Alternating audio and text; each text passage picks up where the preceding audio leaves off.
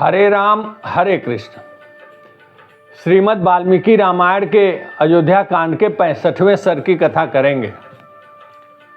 श्री राम के वन जाने के छठे रात महाराज दशरथ का राजमहल के अपने कक्ष में उनका प्राणांत हो चुका है। आधी रात बीतने के बाद महाराज के प्राण निकल चुके हैं। इधर 7वें दिन प्रतिदिन के जैसे जो बंदीजन हैं, जो स्तुति गाने वाले हैं, जो सूत हैं, जो मागध हैं, जो वंश परंपरा के का गुणगान करने वाले लोग हैं, तो बंदीजन, सूत, मागध और शास्त्रीय गायन गाने वाले गायक लोग सब राजमहल में आ चुके हैं और तालियों पे पणव वादक जो हैं, पाणी वादक जो हैं, वो ताली बजा करके जो गाते हैं, वह लोग भी आकर के ताली बजा करके और अपना गान प्रारंभ कर चुके हैं। महाराज की स्तुति गा रहे हैं और इक्ष्वाक वंश के अन्य जो पूर्वज राजा हैं उनके यशोगान को वो गा रहे हैं। इधर ब्राह्मण लोग भी आ जाते हैं, जो स्तुति करने वाले और स्वस्ति वाचन करने वाले ब्राह्मण लोग भी आ जाते हैं। तत्पश्चात जो राजमहल में काम करने वाले सेवक और सेविकाएं हैं वह भी आ जाती हैं राजमहल में, और राजमहल में काम करने वाले तमाम स्त्रियों और खोजों की भी संख्या बहुत ज़्यादा है। वह स्त्रियां और कुमारी जो लड़कियां हैं, कुमारियां आ चुकी हैं और महाराज के स्नान के जो सामग्री है, महाराज और जो अन्य महारानियों के स्नान की सामग्री है, जो मंगल स्नान करके और मंगल कार्यों को करने हेतु जो सामग्री जुटाई जाती है उसको आभिहारिक कहा जाता है। तो सारी आभिहारिक सामग्री जो है एकत्रित करके कुमारियां उचित अपने निश्चित स्थान पर वो रख देती हैं, जिसमें चंदन युक्त गंगा जल भी है जिससे महाराज को स्नान करना है। पूजा करने के लिए अन्य जो जितनी सामग्री होती है वो भी लाई जा चुकी हैं। एक गौ भी ला करके वहाँ महल में, राजमहल में लाई गई है, जिसका महाराज पूजन करते हैं। इस प्रकार से अन्य जो भी स्वच्छ वस्त्र ला करके रखे जा चुके हैं महाराज के भी। तो इस प्रकार से स्नान करके और जो मंगल कार्य करते हैं महाराज, वो सारी सामग्री तैयार की जा चुकी है।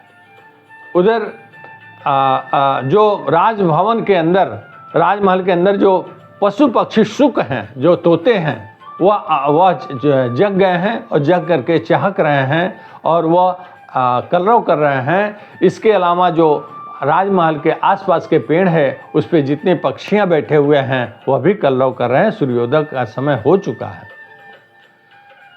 यह स्तुति गान प्रारंभ होने के पश्चात जो सेवक सेविकाएं, परिचारिकाएं जो है अपने अपने काम में संलिप्त हो जाते हैं।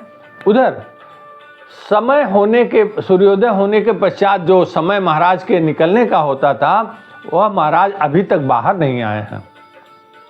तो बाहर न आने के कारण वह स्त्रियां, राजमहल में वह स्त्रियां, वह रानियां जो महाराज को स्पर्श करने योग्य थी, जिनको यह अधिकार था कि वो महाराज के कक्ष में कभी भी जाकर के उनको स्पर्श कर सकती थी, उन रानियों को चिंता हुआ, उन स्त्रियों को चिंता हुआ और वह महाराज के कुछ स्त्रियां महाराज के कक्ष में जाती हैं और देखती हैं कि महाराज बहुत बेसुध होकर के पड़े हुए हैं। ऐसे में उनका महाराज के मुख की तरफ देखने के बाद से उन्हें चिंता होती है और महाराज का मुख जो है वह एक सोए हुए व्यक्ति का न लग करके और कुछ अलग सा दिख पड़ता है उनको। तो वह स्त्रियां उनको महाराज को हिलाती हैं, डुलाती हैं और उनके न हिलने डुलने के कारण और शरीर ठंडा हो जाने के कारण उन्हें अब वो भयभीत होती हैं, उन्हें अब शंका होता है। तो उन महाराज के नब्ज को, नाड़ी को भी देखती हैं और उनके हृदय पर हाथ रख करके जब वो देखती हैं कि महाराज का हृदय गति रुक चुका है और शरीर ठंडा हो रहा है, वह स्त्रियां दहाड़ मार करके रोने लगे। ऐसे में महाराज के ठीक बगल में सो रही कौशल्या जी और उनके बगल में सो रही जो सुमित्रा जी हैं, वह भी जिनके मुखमंडल पे अश्रु की धारा के निशान हैं और जिससे प्रतीत होता है वह जिन स्त्रियों ने यह महाराज की दशा को देखा वह इस बात को संज्ञान में ली, समझ गईं कि महाराज इन लोगों के जगे रहने तक महाराज तो जीवित थे, लेकिन जब यह कौशल्या जी और सुमित्रा जी सो गई हैं उसके बाद ही महाराज का प्राणांत हुआ है। ऐसे में जो जोर जोर से वो चिल्लाने लगती हैं और अभी वह कौशल्या जी को जगाने का प्रयास करे उसके पहले कौशल्या और सुमित्रा जी उनके आवाज़ से जोर जोर से रोने से जग जाती हैं।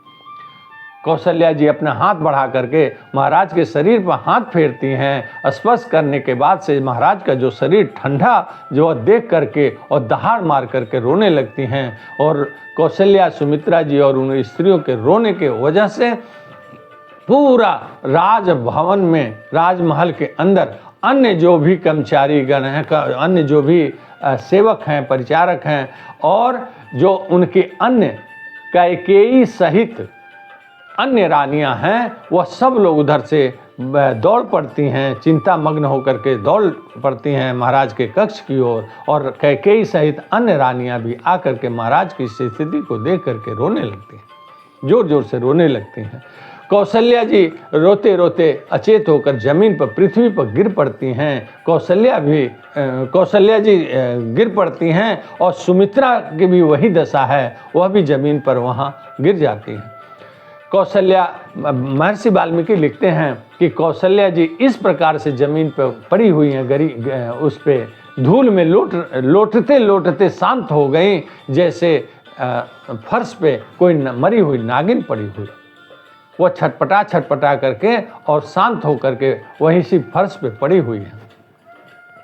अब इन स्त्रियों और रानियों के जोर जोर से दहाड़ मारकर रोने के कारण यह महर्षि वाल्मीकि लिखते हैं कि वह रानियां इस प्रकार से रो रही हैं, वह स्त्रियां इस प्रकार से रो रही हैं जैसे हथिनियां जंगल में, हथिनियों के स्वामी हाथी जो होता है वह कहीं चला जाए और बिछुड़ जाए, उनका साथ छूट जाए तो हथिनियां चिगाड़ मार के जिस प्रकार रोती हैं, ठीक उसी प्रकार से वहाँ की स्त्रियां और रानियां रो रही हैं।